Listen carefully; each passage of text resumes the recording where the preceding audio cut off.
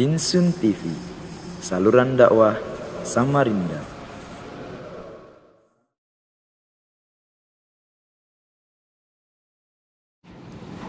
يا أيها الذين آمنوا اتقوا الله حق تقاته ولا تموتن إلا وأنتم مسلمون يا أيها الناس اتقوا ربكم الذي خلقكم من نفس واحدة وخلق منها زوجها وبث منهما رجالا كثيرا ونساء واتقوا الله الذي تساءلون به والأرحام إن الله كان عليكم رقيبا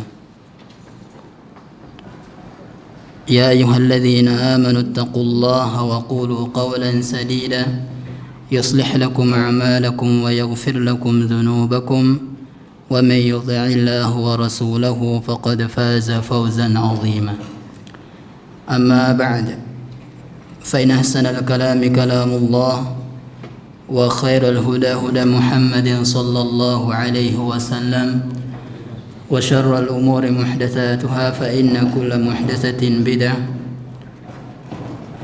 وكل بدعة ضلالة وكل ضلالة في النار.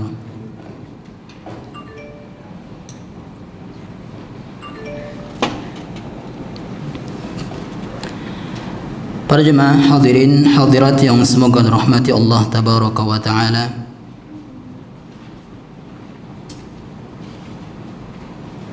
Pada malam hari ini kembali kita akan melanjutkan pembahasan tentang 40 hadis yang berkaitan dengan tauhid uluhiyah.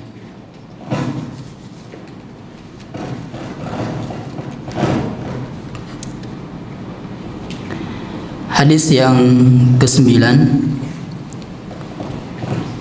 dari sahabat Ali bin Abi Thalib radhiyallahu anhu qala,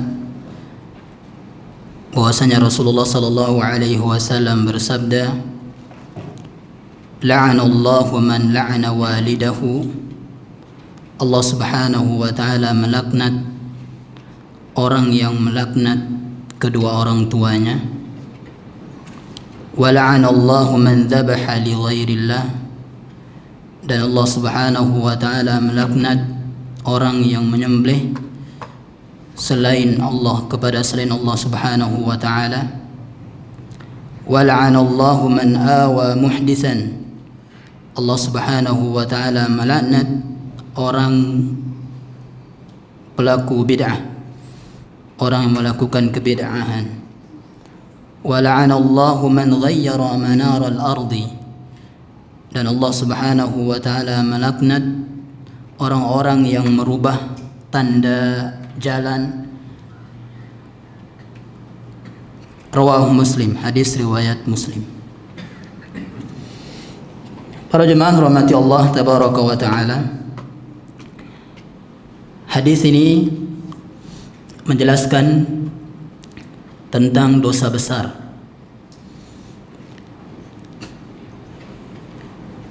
Di antara definisi dosa besar itu adalah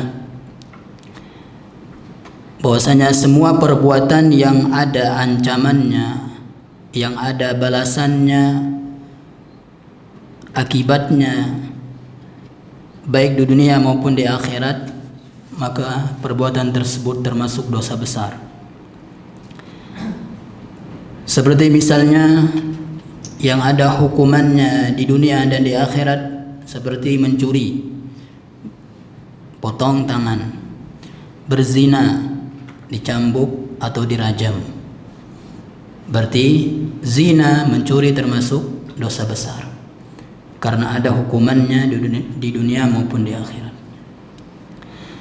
Kemudian yang kedua adalah ciri dosa besar itu adalah semua perbuatan yang dilaknat oleh Allah Subhanahu wa taala atau oleh Rasulnya sallallahu alaihi wasallam.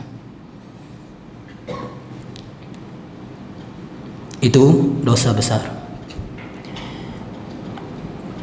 Dosa kecil juga jemaah bisa menjadi besar karena beberapa sebab. Dosa kecil seperti apa? Dosa kecil itu seperti melihat wanita yang bukan mahram. Itu dosa kecil diantaranya. Nah, dosa kecil ini bisa menjadi besar. Sebabnya yang pertama, kalau dilakukan dengan terang-terangan. Kemudian yang kedua, dilakukan yang disertai dengan rasa gembira atau senang. Kemudian yang ketiga, dia melakukan dosa kecil tersebut terus menerus. Kemudian yang keempat, dosa kecil tersebut dilakukan dengan rasa bangga. Bahkan dia menceritakannya. Saking bangganya terhadap dosa kecil tersebut, dia menceritakannya. Dan itu bisa menjadi besar gara-gara di atas. Jadi dosa kecil yang kita lakukan terus-menerus jamaah, yang tanpa ada rasa sedih kita melakukannya, bahkan kita bergembira, merasa enak melakukannya misalnya, maka itu menjadi dosa besar. Seseorang yang melakukan dosa besar jemaah, maka dosa-dosa kecil kita pada hari itu tidak akan terhapus. Karena syarat terhapusnya dosa-dosa kecil kita selama kita tidak melakukan dosa besar. Maka penting bagi kita untuk mengetahui apa saja dosa-dosa besar itu. Sedangkan penghapus dosa kecil sangat banyak kita lakukan jemaah. Seperti sholat. Di antara sholat yang lainnya itu penghapus dosa kecil. Misalnya sholat maghrib, kemudian kita melakukan dosa kecil di antara sholat maghrib tersebut dengan isya, terhapus. Karena kita sudah melakukan sholat. Namun jika pada saat itu kita juga melakukan dosa besar, maka dosa kecil kita tidak akan terhapus. Nah,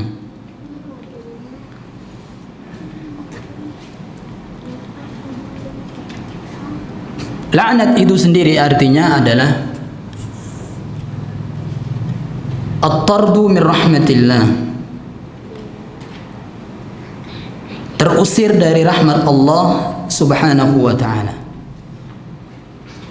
Tidak akan dirahmati, disayangi, dikasihani oleh Allah subhanahu wa ta'ala. Seperti iblis, la'natullahi alaih. Iblis itu terlaknat. Iblis dilaknat karena tidak ada atau tidak dikasih sayangi oleh Allah subhanahu wa ta'ala. Kemudian juga pohon yang dilaknat. Ada pohon makanan buah dari pohon zakum ya. Buah zakum, syajaratun mal'unah. Pohon yang dilaknat, itu makanannya ahli neraka. Jauh dari rahmat Allah subhanahu wa ta'ala. Jika yang melaknat itu adalah Rasulullah sallallahu alaihi wasallam, maka maksudnya adalah Rasulullah mendoakan orang yang dilaknat tersebut agar dijauhi dari rahmat Allah subhanahu wa ta'ala. Nah, itu maksud dari laknat. Para jemaah hormati Allah tabaraka wa ta'ala, dalam hadis ini ada beberapa perbuatan yang dilaknat, baik berkaitan dengan keyakinan atau dengan amalan. Dengan amalan yang pertama adalah Allah subhanahu wa ta'ala melaknat orang yang melaknat orang tuanya. Melaknat orang tua ada dua cara. Yang pertama, langsung anak tersebut melaknat orang tuanya. Langsung orang tersebut melaknat orang tuanya. Iyadzallah. Kemudian yang kedua, anak tersebut menjadi sebab orang tuanya dilaknat. Misalnya si A sama-sama dengan si B, sama-sama anak. Si A punya orang tua, si B punya orang tua sendiri-sendiri. Kemudian si A dan si B ini berseteru atau berkelahi misalnya. Si A mengejek orang tua si B juga mengejek orang tua si A. Jadi dia menjadi sebab. Ya. Dan ini di zaman sekarang terjadi. Seseorang menjadi anak itu menjadi sebab orang tuanya dilaknat. Dan perbuatan seperti ini termasuk dijauhkan dari rahmat Allah Subhanahu wa ta'ala.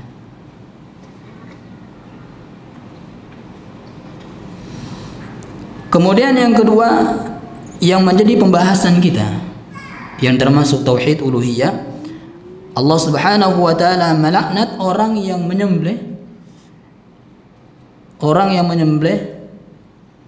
dengan tujuan untuk bertakarrub kepada jin, kemudian kepada penghuni kubur. Bahkan dia bernazar, kalau nanti saya lulus ujian misalnya, maka saya akan bernazar untuk menyembelih hewan di dekat kuburan wali fulan. Nah, itu dilaknat.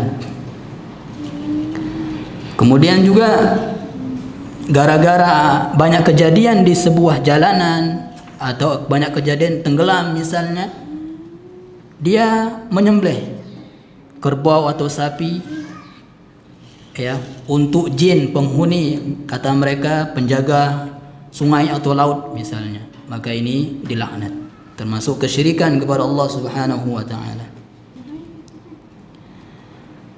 Kemudian yang ketiga di sini Allah Subhanahu wa ta'ala melaknat orang yang awa muhdisan. Awa di sini ada dua, jemaah. Yang pertama adalah orang yang membela ahlul bid'ah, orang yang mendukung ahlul bid'ah. Ini juga dilaknat. Dia menandatangani bolehnya maulid Isra Mi'raj di masjid misalnya, walaupun dia enggak ikut, maka dia juga termasuklah dilaknat oleh Allah Subhanahu wa ta'ala. Yang kedua juga adalah orang yang langsung melakukan bid'ah tersebut. Orang yang langsung melakukan bid'ah tersebut.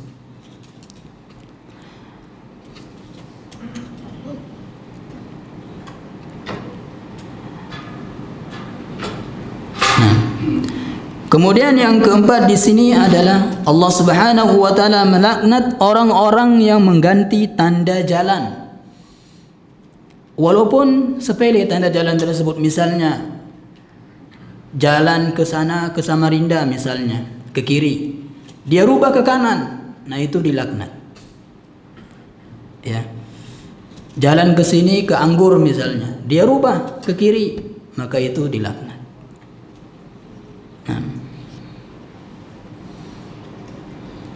Begitu juga dengan merubah batas tanah, juga termasuk batas tanah, walaupun satu ya lebihnya, walaupun satu jari atau satu ruas jari, hati-hati.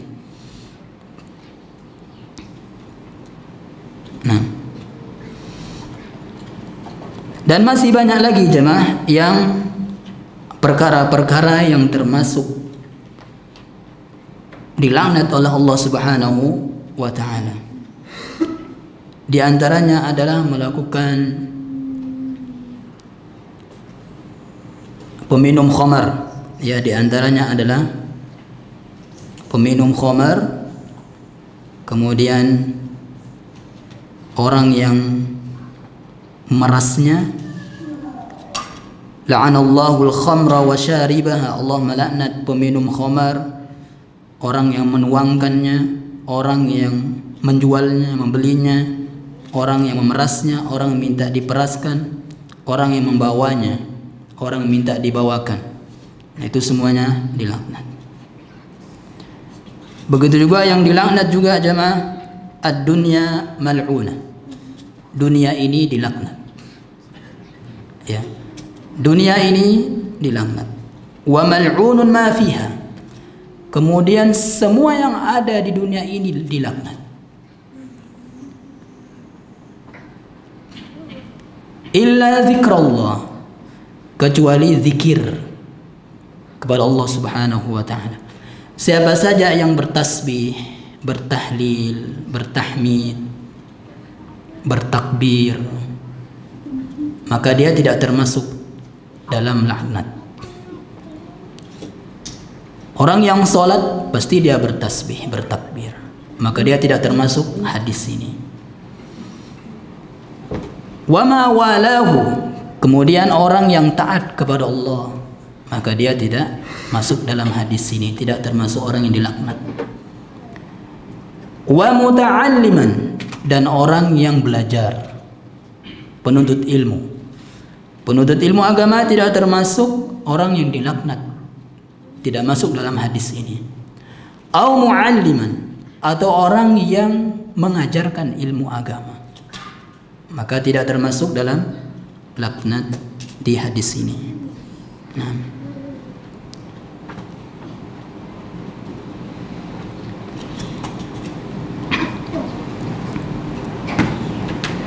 Kemudian juga la'anallahu ar-rashiya wal murtashiya. Allah Subhanahu wa taala melaknat orang yang menyogok dan yang disogok. Orang yang menyogok dan disogok. Seperti yang ada di instansi apa namanya? Sekolah-sekolah ini. Para guru tidak boleh, para guru sekolah SD, SMP, SMA tidak boleh menerima hadiah dari orang tua murid. Ya. Makanya hendaklah sekolah itu punya syarat seperti itu.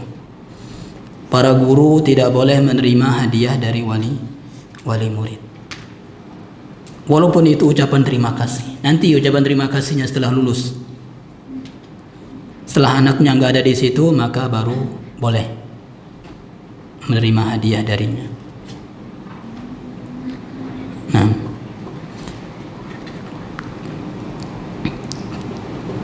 kenapa tidak boleh? Karena akan ada pilih kasih. Nanti ketika dia ujian nilainya 60 jadi 70. Oh, ini dulu memberikan kami pisang misalnya, memberikan kami sedikit duit misalnya.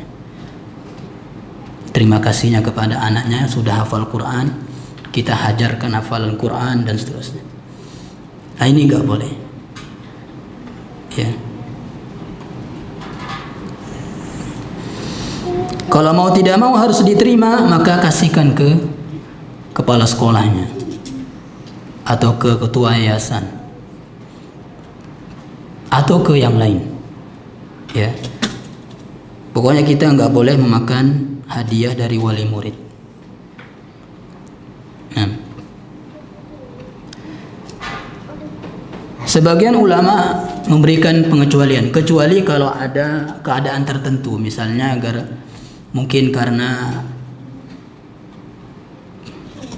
mungkin guru itu kan misalnya masih bujang, misalnya kemudian nikah, diberilah kado pernikahan oleh wali murid, maka ini tidak mengapa, karena tidak ada hubungannya dengan anaknya. Gara-gara anaknya ngajar maka dia ngasih kado, enggak, karena pernikahannya misalnya.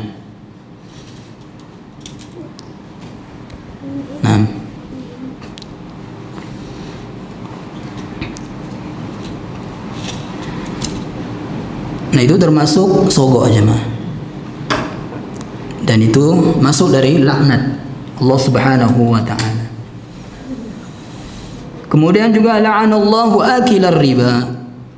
Allah Subhanahu wa taala melaknat orang yang makan riba. Saksinya, wakilnya, sekretarisnya, tukang catatnya, hum fihi sawaun. Sama saja dapat laknat.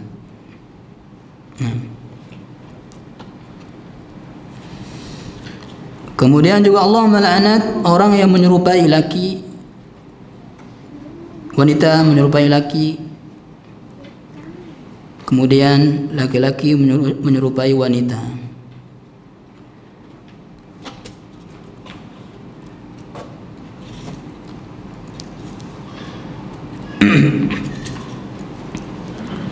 Kemudian juga Allah melaknat al-muhallil wal muhallal lahu.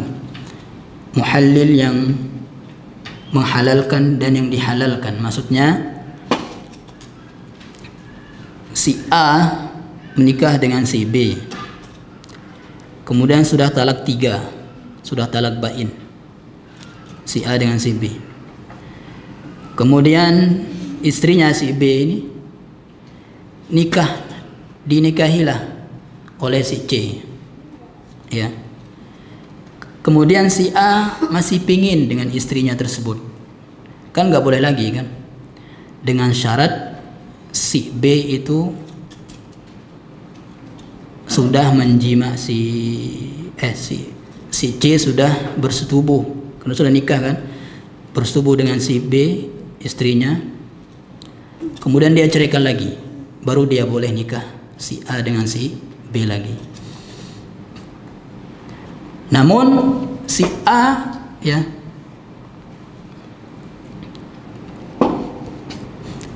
si A sudah ada janji terlebih dahulu sebelum dinikahi si C itu, sebelum menikah dengan si B, dia bilang si C, saya akan upah kamu nikahi si B, ya, istri yang talak 3 tadi, dengan syarat nanti kamu jima kemudian kamu langsung cerai. Nah, itu nggak boleh, dilaknat, ya. Nah,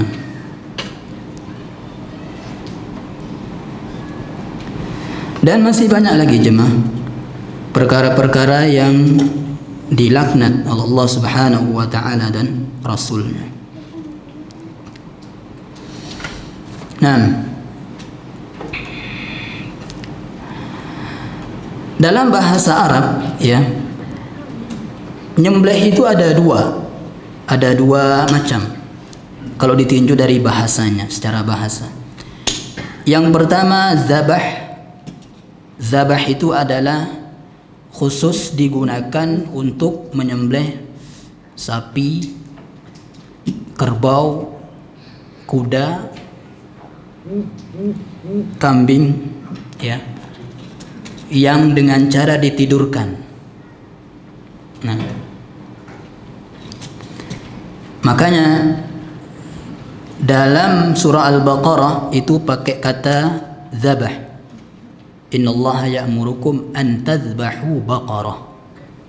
Sungguh Allah memerintahkan kalian untuk menyembelih sapi.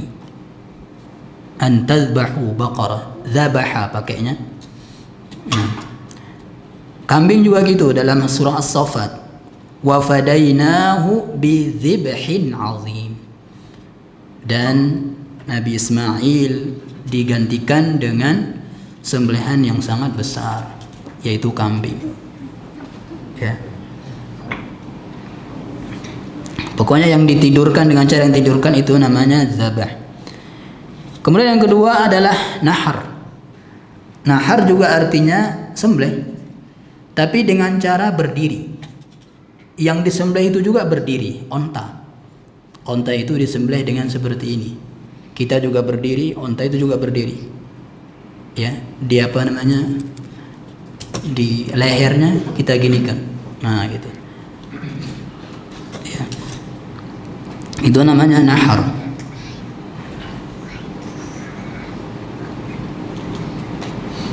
Fasalli li rabbika wanhar, ya, fasalli li rabbika wanhar. Wanhar maksudnya adalah nyembelih onta. Faedah yang kedua adalah yang qasimu dzabhu ila arba'ati aqsam. Nyembelih itu dibagi menjadi 4 macam. Ya. Seseorang menyembelih hewan itu dibagi menjadi 4 macam. Dilihat dari tujuannya. Yang pertama, ada sembelihan yang termasuk ibadah kepada Allah Subhanahu wa taala.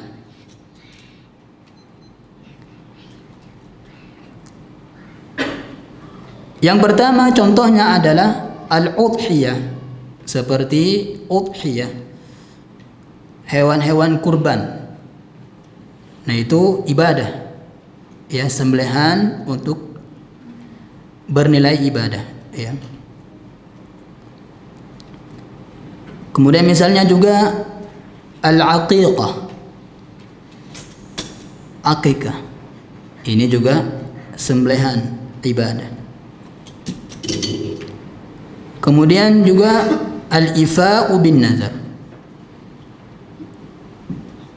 menyembelih hewan untuk menepati nazarnya, ya, untuk menepati nazarnya.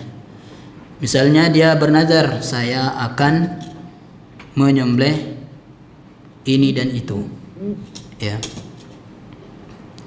Sudah kita bahas nazar, jemaah. Nazar itu hukumnya ada dua. Yang pertama boleh kalau tanpa ada syarat terlebih dahulu. Yang kedua makruh ketika bersyarat. Misalnya, ya Allah, kalau saya sehat dari penyakit ini, saya bernazar, ya Allah. Ini orang pelit, pelit untuk ibadah, ya. Dia mau ibadah kalau ada upahnya dulu, ya. Jadi nazar yang bersyarat ini tidaklah keluar dari lisan kecuali dari lisan orang-orang yang pelit beribadah. Kalau saya lulus, saya akan bernazar ini dan itu, maka ini orang pelit. Ini nazar bersyarat, makruh hukumnya, ya, makruh. Tapi kalau dia melakukannya, maka wajib memenuhi nazar tersebut. Nah, nazar yang tidak bersyarat, ya, tanpa ada apa-apa, dia bernazar. Dia mengatakan saya harus ini dan itu, saya bernazar ini dan itu, maka itu boleh. Nah, yang kedua, az-zabhul mubah, sembelihan yang hukumnya mubah, boleh-boleh saja. Kadzabhi li'it'ami ahli al-bait, seperti menyembelih dengan tujuan untuk dimakan, ya, untuk dimakan oleh keluarganya, maka ini hukumnya boleh-boleh saja. Yang ketiga, muharramun, haram, hukumnya haram.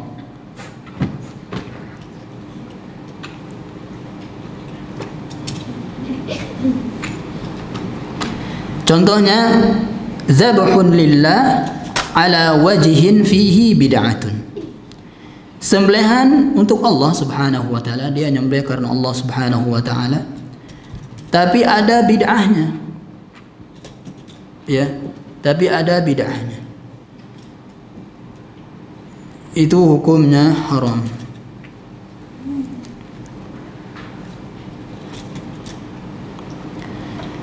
Dan misalnya untuk para penjual ayam, ya, penjual ayam potong, ayam, itu jangan malas baca bismillah, ya. Misalnya 100 dia sembelih, jangan baca bismillah di awal aja. Nanti yang kedua sampai yang ke 100 itu jadi bangkai, ya, jadi bangkai. Jadi harus baca bismillah 100 kali. Bukan dibaca di awal bismillah bismillah bismillah bismillah baru sembelih. Enggak, ya. Setiap nyembelih bismillah bismillah bismillah gitu. Kan pernah saya lihat itu cepat kan sembelihnya. Kalau ayam potongan cepat disembelih. Nah, jadi harus baca bismillah di setiap nyembelih. Misalnya kalau kita nggak tahu bagaimana, yang penting kita baca bismillah ketika makannya, ya. Dan nggak boleh nanya. Nanti tanya ke ini tukang penjualnya sedang pegang parang, kan bahaya juga. Kalau seuzon nanti kan. Nah, kecuali kalau kita yang benar-benar lihat sendiri maka nggak usah. Ya. Kemudian yang keempat, sembelihan yang hukumnya haram kemudian termasuk kesyirikan besar, mengeluarkan pelakunya dari Islam, yaitu ayyazbaha li ghairillah minal jinni mutaqarriban ilaihim aw li ahadil maqburin. Dia menyembelih untuk selain Allah, untuk jin misalnya, untuk jin atau untuk para penghuni kubur tadi misalnya, maka ini syirik besar.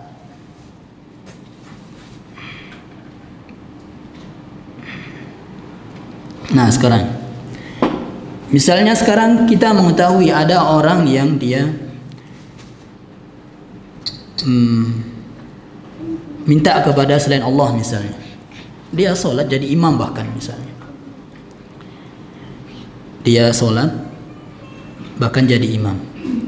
Kita pernah mendengar dia mengatakan madad madad ya Rasulullah misalnya, pertolonganmu wahai Rasulullah. Bolehkah kita sholat di belakangnya? Ya, para ulama di sini mengatakan boleh. Ya, kenapa boleh? Kan dia melakukan kesyirikan. Ya, boleh, karena dia melakukan kesyirikan belum tentu dikafirkan. Ya, belum tentu dikafirkan. Adapun pengkafiran dengan secara umum, ya, itu boleh. Seperti misalnya siapa yang minta kepada selain Allah maka kafir. Nah, seperti ini kan umum dia. Kalau secara individu, ya, misalnya si A, kita dengar seperti itu langsung kita kafirkan, maka itu nggak boleh. Harus kita sampaikan dulu dalilnya, ini nggak boleh. Harus kita keluarkan dulu syubhat di kepalanya. Ya, mungkin dia melakukan itu dalam keadaan nggak tahu pasti. Ya, atau mengikuti kiainya, habibnya misalnya, syekh-syekhnya misalnya, diikuti. Ya. Nah, dan ini yang sering terjadi di luar sana, masjid-masjid luar kan, itu bahkan saya pernah dengar sebelum sholat dia mengatakan ya Rasulullah, katanya sebelum sholat, baru usalli fardu itu.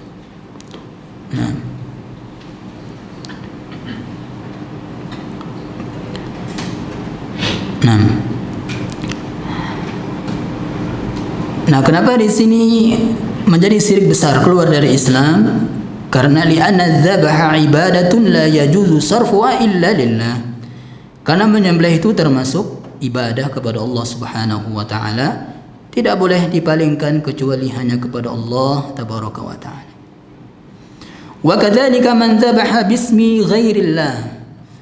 Begitu juga termasuk syirik besar adalah orang yang menyembelih sembelihan dengan menyebut nama selain Allah. Ya. Sekarang misalnya ada orang Kristen, Ahlul Kitab, Yahudi dan Nasrani, ya, Yahudi dan Kristen, bukan Buddha, ya. Kalau Buddha, Hindu baca Bismillah nyembelih tetap haram sembelihannya, ya, karena dia itu nggak ada kitabnya. Kalau Yahudi dan Nasrani itu kan ada kitabnya dulu, tapi dulu berubah, ya kan. Nah, kalau mereka mengucapkan Bismillah ketika nyembelih ayam misalnya, maka halal bagi kita kaum muslimin, ya, kalau dia baca Bismillah. Kalau dia baca Bismil Masih Isa misalnya dengan menyebut nama Al-Masih Isa, maka tidak boleh, ya. Nah, jadi sembelihan Ahlul Kitab adalah boleh dimakan bagi kita kalau dia baca Bismillah. Kalau sembelihan yang bukan Ahlul Kitab, Buddha, Konghucu, Hindu, Majusi dan seterusnya itu, ya. Nah, itu walaupun dia baca Bismillah 1000 kali, nggak boleh ya tetap haram. Nah,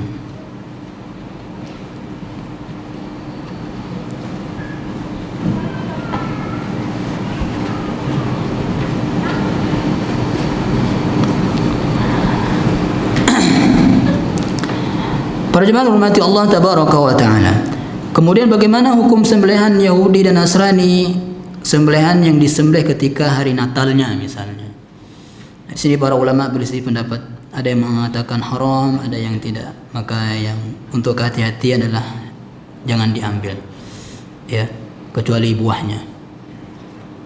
Kalau buah-buahan kan nggak disembelih, ya, maka boleh dimakan kalau buahnya itu, ya. Kalau kambing atau hewan dan seterusnya, maka tidak dibolehkan, ya.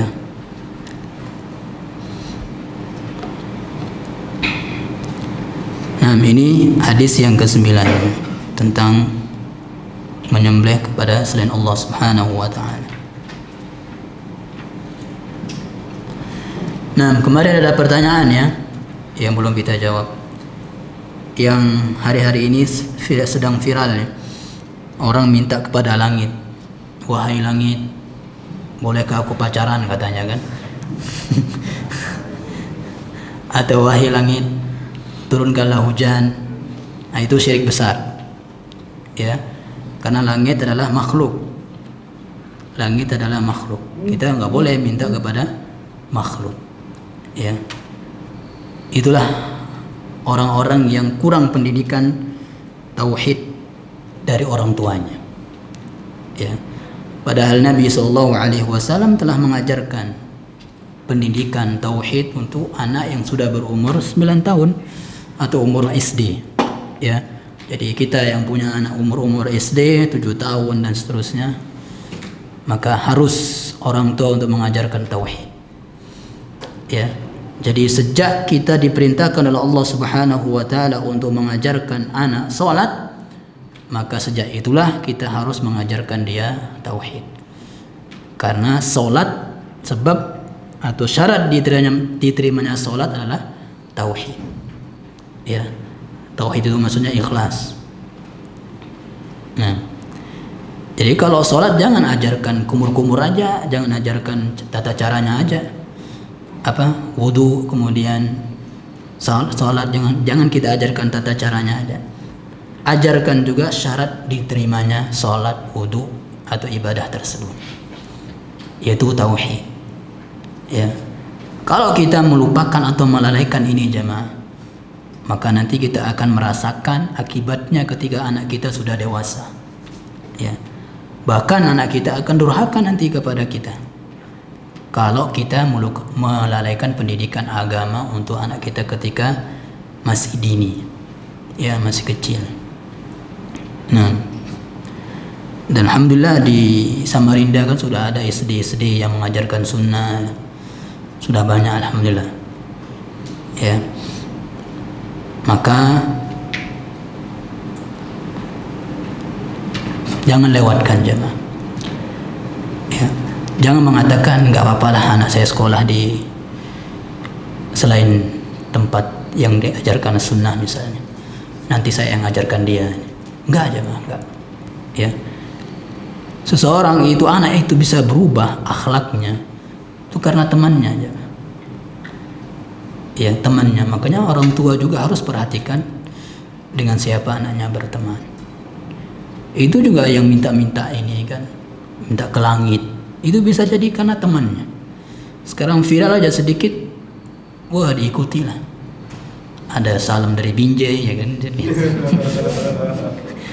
itu viral juga. Nah itu merusak, ya, pohon-pohon pisang hancur semua, ya, zolim itu. Nah, nggak boleh. Makanya sungguh berdosa sekali orang yang pertama kali, ya, melakukan itu. Nah, bahkan kalau ada yang ikut meng-share, ikut berdosa dia, ya. Makanya jangan kita latah, ya, men-share yang nggak ada faedahnya, ya. berarti kita meng-share untuk orang berdosa dan seterusnya, maka tidak boleh. Nah, insyaallah kita lanjut hadis yang ke-10 di pekan depan insyaallah. Subhanallah bihamdika asyhadu an la ilaha illa anta astaghfiruka wa atubu ilaik. Ustaz, gini Ustaz. Seandainya Ustaz, kita datang ke suatu kota atau kabupaten di daerah Sulawesi Ustaz, itu ada kabupaten yang dimana mereka banyak orang-orang petani Ustaz. Nah, jadi kalau seandainya kita berkunjung ke sana, terus bertamu ke salah satu rumah mereka, terus kita disuguhi kayak misalnya ayam apa gitu, itu boleh nggak Ustaz? Kita makan. Ya. Dan di sana pun orang Islam pun banyak juga, tapi tidak semayoritas mereka gitu.